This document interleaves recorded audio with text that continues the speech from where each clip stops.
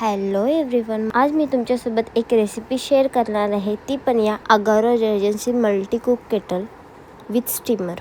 याचा inner pot 1.2 litre कॅपॅसिटीचा आहे आणि हा प्रोडक्ट 600 वॅटचा आहे. केटलचा पॉवर बेस हा डिटॅचेबल आहे आणि 360 अंश पॉवरच्या केबल सोबत येतो हा. आणि स्टीमर बास्केटची कॅपॅसिटी 0.9 लिटरची आहे. यासोबत तुम्हाला ऍडजस्टेबल बटन भेटतं, त्याच्याने तुम्ही ऑन ऑफ सुद्धा करू शकता. यासोबत तुम्हाला भेटतो प्लास्टिक बाउल, स्टेनलेस स्टीलचा ग्रिल रॅक, स्वीट पोटॅटो आणि एग बॉईल करण्यासाठी हा पोटॅटो आणि एग रॅक. आणि हा आहे स्टीलचा स्टीमर बास्केट, त्याच्यात तुम्ही व्हेजिटेबल, मोमोज सगळं काही स्टीम करू शकता. आणि ह्या प्रोडक्टची तुम्हाला 2 वर्षाची वॉरंटी भेटते. आणि तुम्ही याच्यामध्ये काय काय बनवू शकता, काय काय नाही बनवू शकता, या छोट्याशा मिनी फाईल मध्ये दिलेलं आहे. तुम्ही जेव्हा ऑर्डर करणार तेव्हा तुम्ही हे बघून घ्या. त्यानंतर यावेळी कच्चे मोमोज आणले, ते मोमोज स्टीम करायचे होते. त्यानंतर पिन मी बोर्डमध्ये टक केली, केटल लावला, त्यात पाणी टाकला. नंतर आपला जो स्टील रॅक होता चांगला असा ऑइल लावून घेतला. त्यानंतर तो केटलवर ठेवला आणि आपले मोमोज ठेवून दिले. त्यानंतर झाकण दिला आणि आपले मोमोज ठेवून स्टीम करायला ठेवले. वाव, 10 मिनिटांनीच माझे मोमोज कसले भारी स्टीम झालेले आहेत, तुम्ही बघू शकता. ज्युसी आणि सॉफ्ट झालेले आहेत एकदमच. त्यानंतर मी टेस्ट केले, जाम भारी लागत होते. वाव,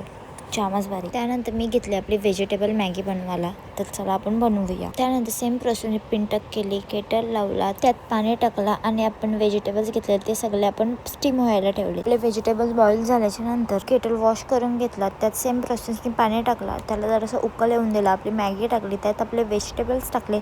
त्यानंतर आपला मॅगी मसाला टाकला आणि झाकण लावून घेतला. 5 मिनिटातच आपली मॅगी कसली भारी रेडी झाली होती. वाव, खूपच टेस्टी झालती. खूप जास्त घाण झालता, त्याला पहिले मी वॉश करून घेतला. वॉश करून आपलं नॉर्मल पुसून घेतला. तर मग कधी ऑर्डर करताय अगारो ब्रँडचा हा केटल अँड स्टीमर, लवकर जा. लिंक आपल्या डिस्क्रिप्शनमध्ये आणि कमेंट सेक्शनमध्ये आहे आणि बाय करून घ्या. थँक्यू.